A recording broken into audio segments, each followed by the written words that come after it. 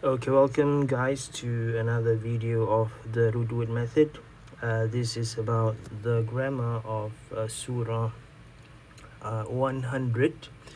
Um, we may just take the first 6 verses because the surah is a bit long. Okay, so it's Surah 100, Surah Al-Adiyat. So Al-Adiyat, which is commonly translated as the charging horses, the charging war horses. Okay, so um, the 6 verses are وَالْعَادِيَاتِ ضَبْحًا فَالْمُورِيَاتِ قَدْحًا فَالْمُغِيرَاتِ صُبْحًا فَأَثَرْنَ بِهِ نَقْعًا فَوَسَطْنَ بِهِ جَمْعًا إِنَّ الْإِنسَانَ لِرَبِّهِ لَكَنُودٌ. Okay, so those are the first 6 verses. Okay, before we begin,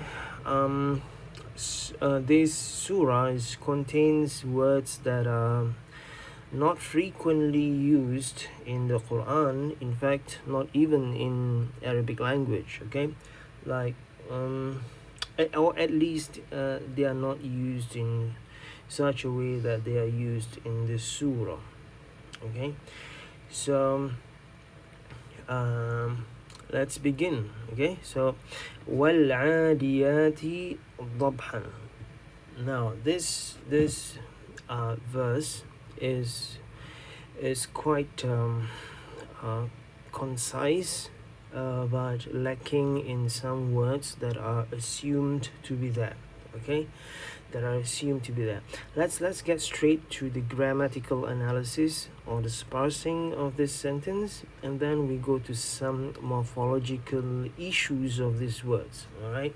Now, wa here would be the particle of oath. Okay, swearing, which means by. Okay, so and usually those particles would mean it's a preposition. Okay, it's a preposition, so we say it's a particle of oath and preposition. Therefore, what comes after it would be the object of preposition, which is al-adiyat. Okay, now now what we do whenever we see a wa of oath, we just say that before it would be I swear. Okay, as we know, whenever you have a preposition, you have to link it with a verb that precedes it. In this case, it is uqsimu. Uqsimu means I swear. Therefore, you link it to that verb before it. Okay, so uqsimu wal adiyat, or uqsimu bil adiyat in terms of meaning. So it becomes I swear by the swift mares. The swift mares. Okay, now before we go to ضبحا, we have to first scale the word al-adiyat. Okay, now let's do this bit by bit, step by step, because this is going to take some time. Okay, now al-adiyat is a standard female plural, or standard plural female, because of the alif ta. Okay, it's like muslimatun, a female Muslim, and the plural is muslimat with alif ta at the back. The same here, you have adiyatun, muslimatun, so adiyatun, adiyat. So you have adiyun, so adiyun, which eventually becomes adi because of the ya as a wiki. So you have adiyun, adiyatun, the female version of adiyun. Now this adiyatun is the singular of adiyatun. Okay, and it's feminine, it's female. Now in order to get the meaning of this, you have to check the root, which is adaya. So adaya, ada ya. But by the way, this ya is actually wow. So it's actually ada wa. Ada wa. Okay, so it's actually ada wa. Let's do this. So let's cancel that. So it's actually ada wa, and then because it takes on the pattern of fa'ilun. So adawa means what? Adawa means run. Okay, there are many meanings, but we'll just take the simple meaning run. So adiyun. So it takes on the pattern of fa'ilun. Therefore it becomes if from adawa it becomes adiwun. But because of sound, it eventually becomes adiyun. Okay, so that's the process of scaling the word. So it comes from adawa, which means run. So adiwun, which eventually becomes adiyun, means one who runs, or the thing that runs, or the animal that runs. Okay, or runner. Okay, so runner, adiwun, and then you have adiyatun. Okay, now, and therefore adiyatun, okay, adiyatun actually just mean runners. Okay, so it literally means runners. So I swear by the runners. But because this word was commonly used to refer to horses, and in this case mares, not stallions, because it's referring to the female horses, and that's why it's feminine. It's feminine, the ta there. So it's referring to the female horses. So that's why when you see Penrise, it's translated as the swift mares. Okay, the running horses, or the running female horses, or the swift mares. So we are done with the al-adiyat. Okay, now once we are done with that, and then we go to dabhan. But then when we go to dabhan, okay, here's the thing. I have to explain two things here. First, whenever we have a lifted noun, as in you see a fatha here, fathatain, two fathas, it's called the noun is lifted. So whenever a noun is lifted, it is usually what? The object of verb. So we'll just put it as an object of verb. But here's the thing. Al-adiyat is a noun. Okay? And there's no verb before dabahan. There's no verb before dabahan. So what's happening here? Okay, now there are a few ways to give the function of dabhan here, but I'll just choose OOV, which is object of verb, and we will assume a verb. Okay, we will assume a verb. Now, to assume this verb, okay, I have to go to verse number 4 and verse number 5. Okay, so I'll just read. Okay, again, وَالْعَادِيَاتِ ضَبْحًا فَالْمُورِيَاتِ قَدْحًا. Number 2. Number 3, فَالْمُغِيرَاتِ صُبْحًا.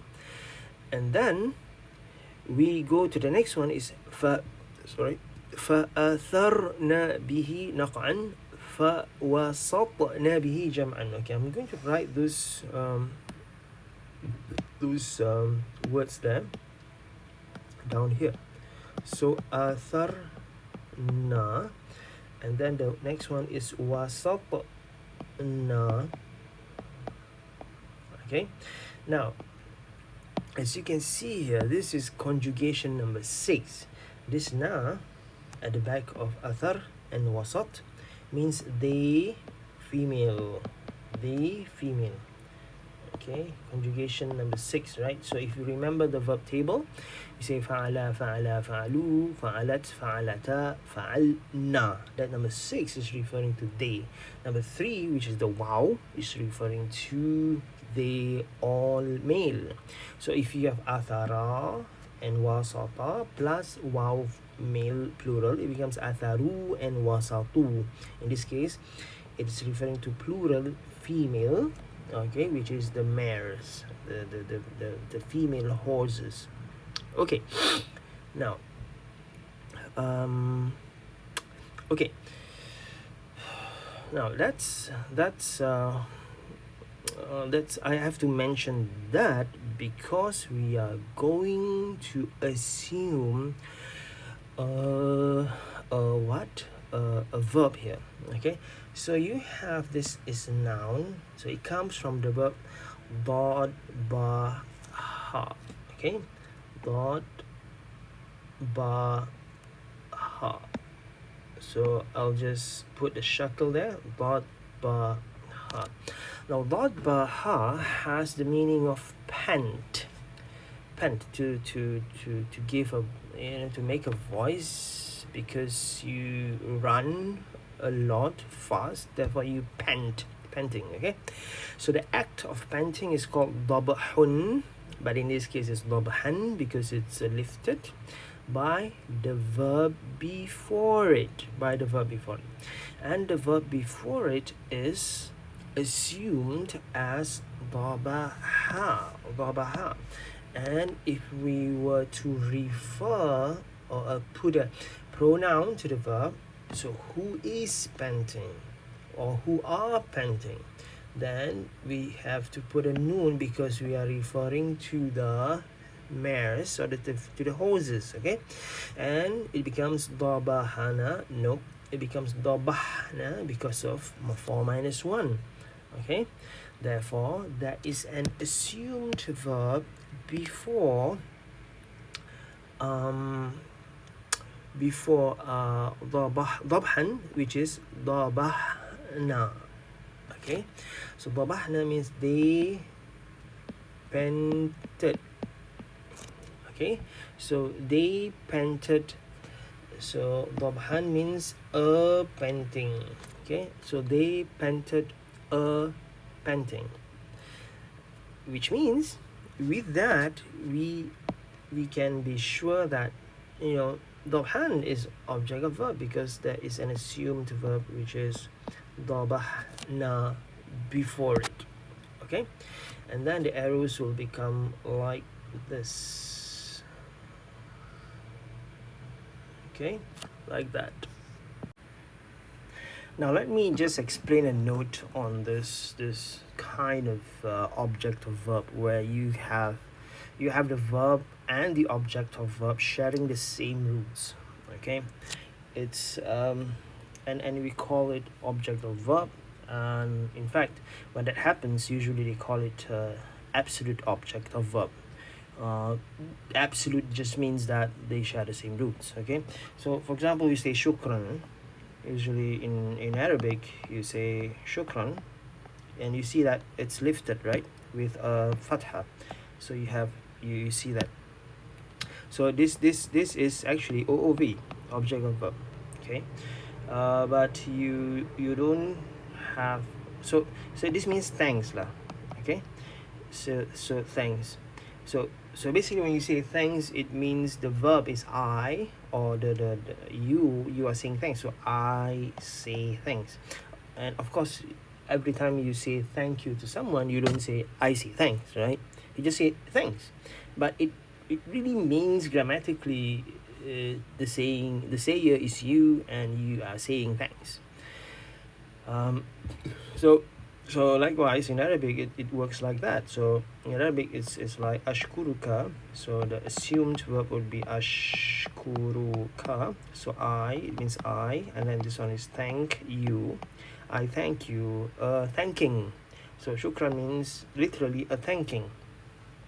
So in this case the verb and the noun, which is the object of verb, shares the same roots, and therefore we call it absolute object of verb.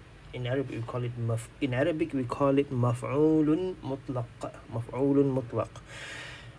Mutlaq means absolute, maf'ul means object. Okay, so we're going to have a few maf'ul mutlaq here, at least 2. Okay, and then So yeah. Okay, so next is falmuriyati qadhan. Falmuriyati qadhan. Now, if you notice here, there is this rhyming, this cadence in these verses. Okay, so you have adiyat, muriyat, murirat. And then you have dabhan, you have qadhan, you have subhan, and then after that is naq'an, and then for jam'an.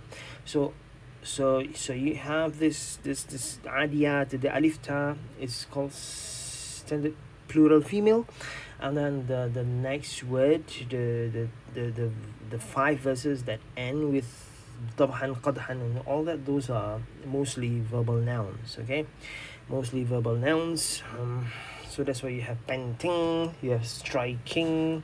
So subhan, morning, and then naqan will be would have a common meaning. Okay, so let's go to fal muriyat. Okay, fal muriyat here will have a meaning of an, okay, or thereby. Okay, so it can also be translated as thereby, because it is what comes after fa here may be a cause, sorry, a result. Okay, so this is a result of whatever that's happening before the fa. Okay, so we'll just put here the fa is a particle of conjunction. So a particle of conjunction is just a watcher particle. Now, since it's a particle of conjunction, and then you have al-muriyati, therefore it is following al-adiyati, so we say it is a follower conjunction. Therefore the arrow goes back to al-adiyat.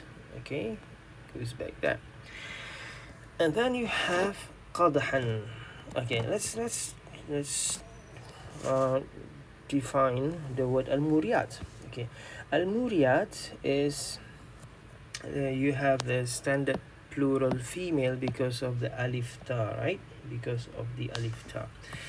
So so you have muriyat. So if you follow adiyat, it becomes adiyatun, and adiyat. So muriyat, it becomes muriyatun. It's also referring to the horses. So it comes from the verb awra. Awra means to strike fire. And muriyun is the active noun, so the one that strike fire, and muriyat, the ones that strike fire. Now, it is referring to the horses. Basically, when the horses run, its feet will scratch, sort of strike the ground, scratch it. So and sparks is a metaphor for their speed. So it seems like they're sparking fire from that. Okay, and then qadhan would be would have a similar meaning. So it comes from qadaha, and it means strike. So it means something like, something striking another thing to produce a fire. So that's what one of its meaning is. Okay, so as you can see here, the structure is the same, right? al-adiyati dabhan, fal-muriyati qadhan. So what does that mean? That means qadhan, okay, is easily the object of verb, right? Object of verb. Okay, and if it is object of verb, there's no verb before it, what do? Same thing, you assume. So it becomes qadahna. So والعاديات ضبحا, the first verse means the running horses pant. So, or I swear by the running horses that pant. So the same thing here, I swear with the striking horses that strike. It's referring to the horses, doing their thing with their hooves. Okay, so there you go. That is the the translation and the grammatical analysis for number 2. Okay, for verse number 2. Now some of you may, every time we have a lesson, some of you may refer to Corpus Quran to check the grammatical functions, which is a good practice, which I highly recommend. But in this case, if you did that, you would have encountered some confusion because of these expressions. These structures are quite non-frequent, and you will see grammatical functions that we rarely use, okay, and we rarely study before this. And if you look at corpus, they will translate or they will give the function of dabhan and qadhan as something else, okay. What I'm doing here is to simplify and giving you a grammatical function that is easier to digest and easier to understand.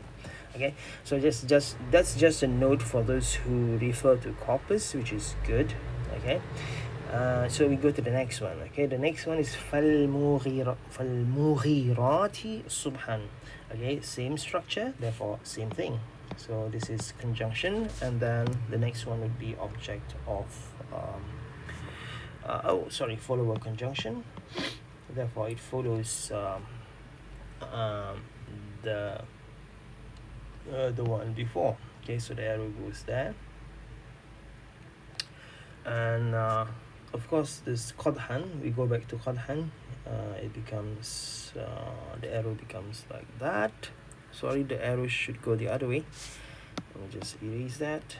So the arrow should be going this way because the verb is pushing the subject of verb, which is the na here, and then it's lifting the object of verb, which is OOV. Therefore same thing here, actually the same thing here. Dabahna would have two arrows, one referring to the SOV, which is the na here, and then the OOV. Okay, now we go back to فالمغيرات. So فالمغيرات is subhan. So by now you should know that subhan is OOV also, right? So OOV also.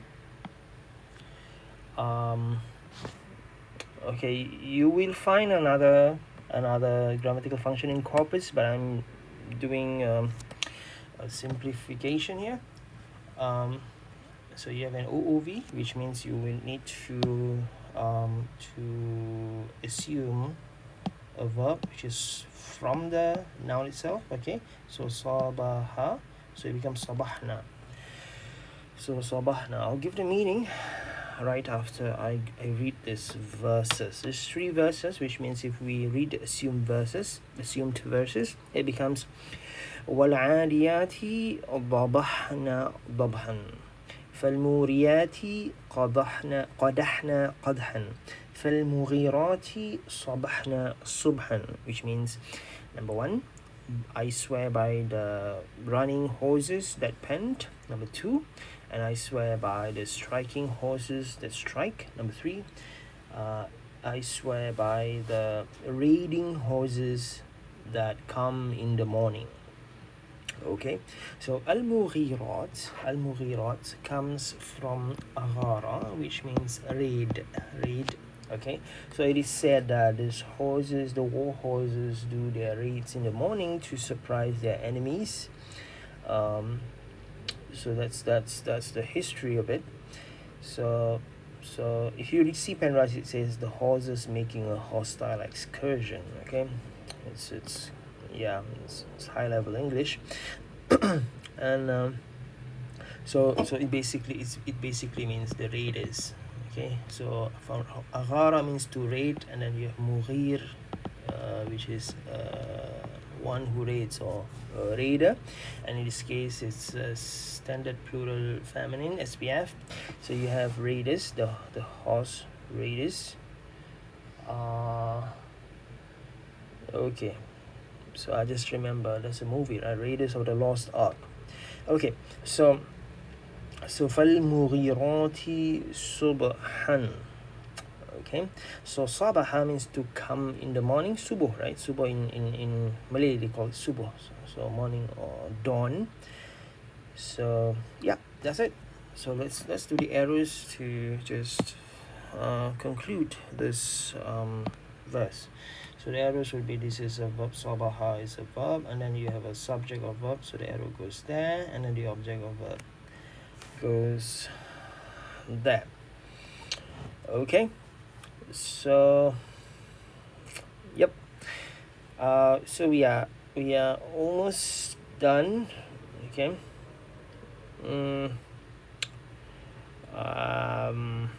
Yep. So let's just read and then we go to the next slide.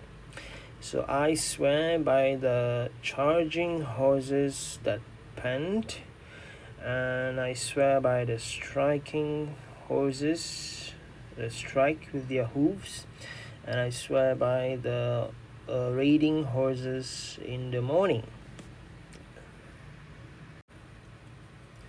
Okay, so now this is the second slide for verses number 4, 5, and 6. فأثرنا به نقعا فوسطنا به جمعا إن الإنسان لربه لكنود. As you can see here, the verse now begins with a verb, which is أثرنا, and then وسطنا. Now, if I did not assume the verbs for 1, 2, and 3 just now, the verses 1, 2, and 3, you would not see the connection between 4 and 5 and what comes before, which is 1, 2, and 3, right? Remember? So if we just say وَالْعَادِيَاتِ ضَبْحًا فَالْمُورِيَاتِ قَدْحًا فَالْمُغِيرَاتِ صُبْحًا, and then you say فَأَثَرْنَا, it's like, the first 3 verses begin with nouns, and then verse number 4 and 5 begins with a verb. Okay, aside from the particles fa, so we don't count that as the beginning of verses. We count the verbs and the nouns. So because we assumed there is a verb in the first verse, which is ضبحنا ضبحا, number 2, قدحنا قدحا, number 3, صبحنا صبحا. Therefore, when we go to number 4 and we see أثرنا, now there is a coherence, right? There is a coherence. So let's go. So the particle fa would be a conjunction, which means thereby. So if you translate all the fa here, thereby, it would also work. So for atharna means raise. So raise. So the na means they, right? So it becomes SOV, athara, which is the verb.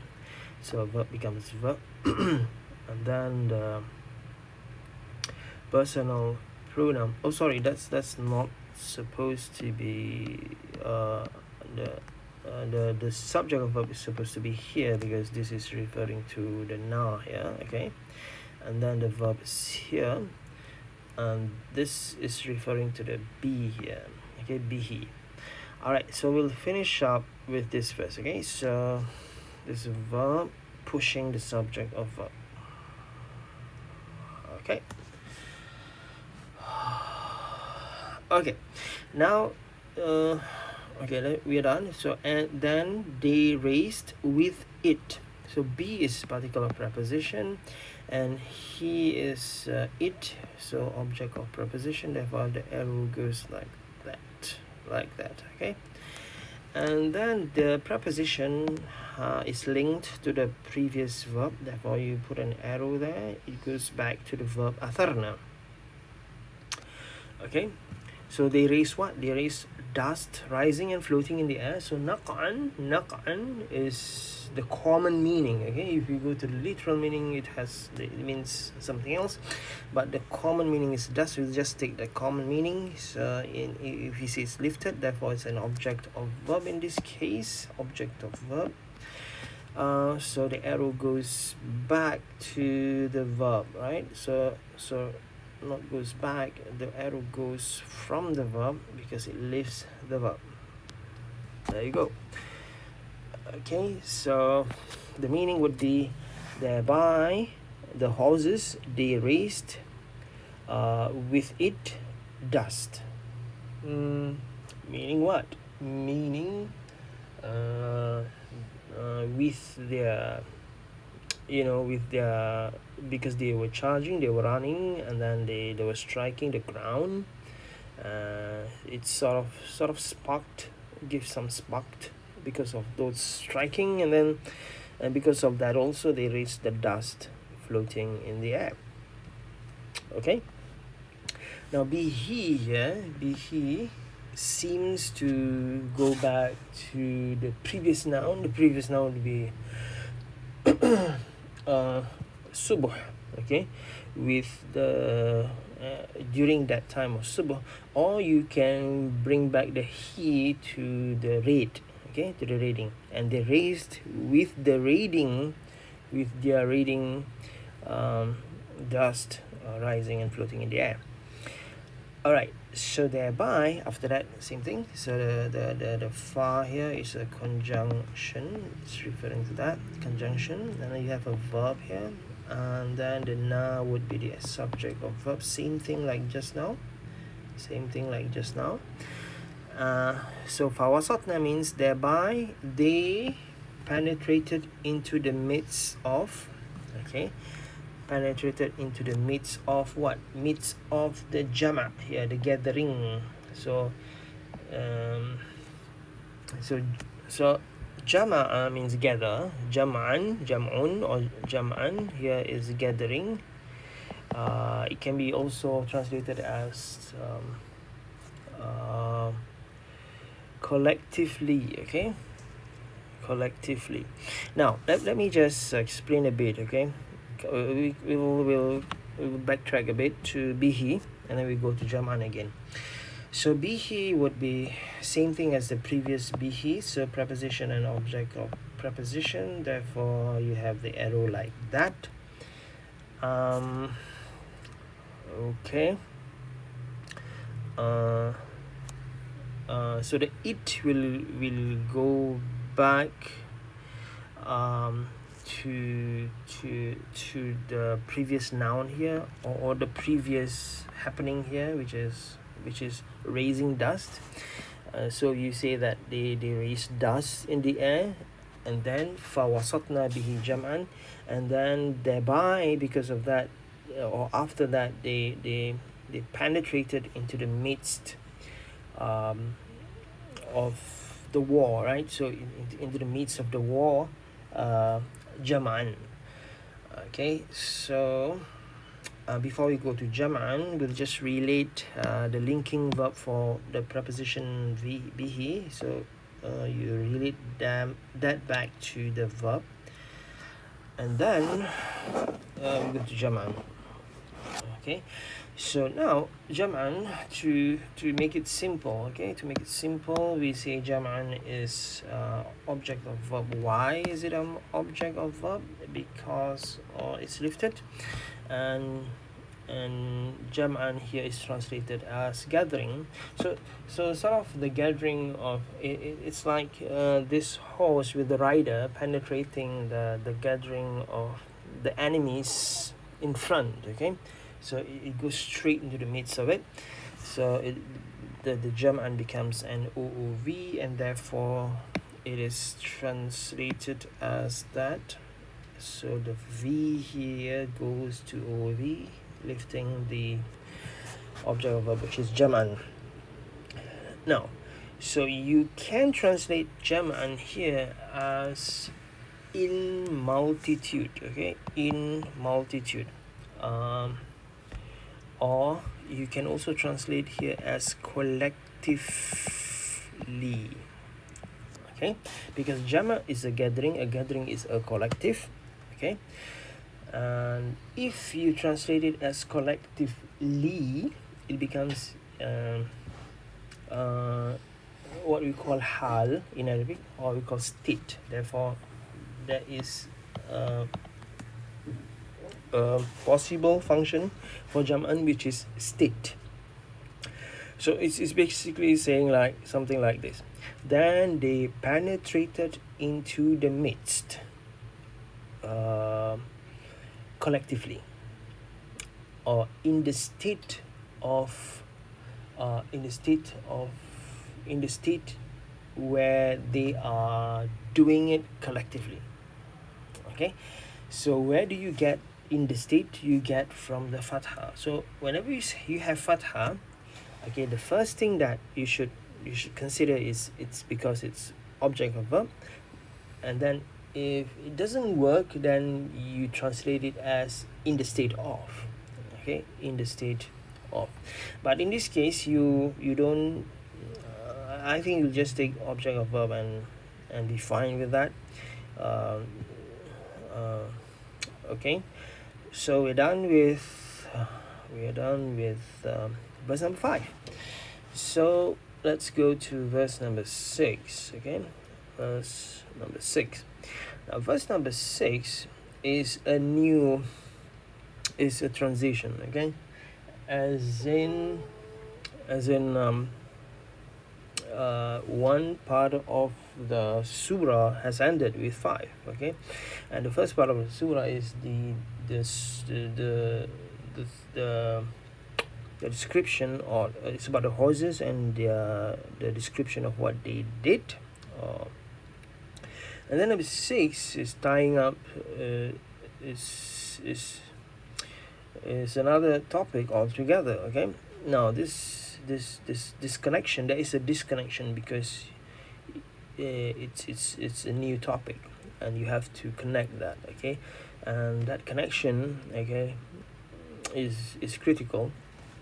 Okay, we'll do that in another session, in the Zoom session, but here we'll focus on the grammar. Okay, so let's begin. Now you have inna. Whenever you see inna, you know that right before that is going to be lifted. Okay, so that's why you have inna al-insana. Okay, so now today in this lesson, as you can see, whenever you see something lifted, it's object of verb, right? And then sometimes it can be state, but this one is very direct. Whenever you see inna, whatever comes after it will be lifted, and if it can be lifted with a fatha, there should be a fatha. That's one. Number 2, whenever you see inna, it means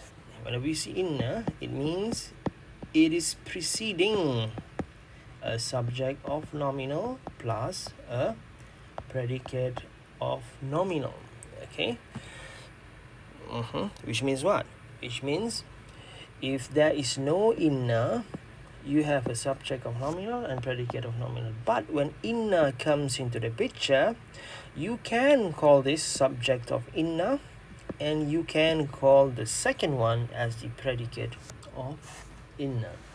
But for us, we just call it the subject of nominal and predicate of nominal to make it simple. Okay, but you can do both. If you see copies, they will use the subject of inna and predicate of inna, using the Arabic terms, which I shall not go into for now.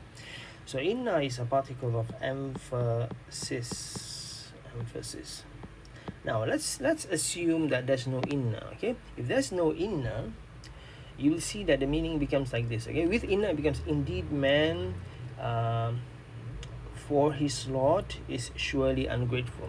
So if you don't have inna, you will see that al-insan is the subject of nominal, so you write here subject of nominal, al-insan. And where's the predicate of nominal? Kanud. See that? So if no inna, it becomes like al-insanu kanudun. So this is predicate of nominal.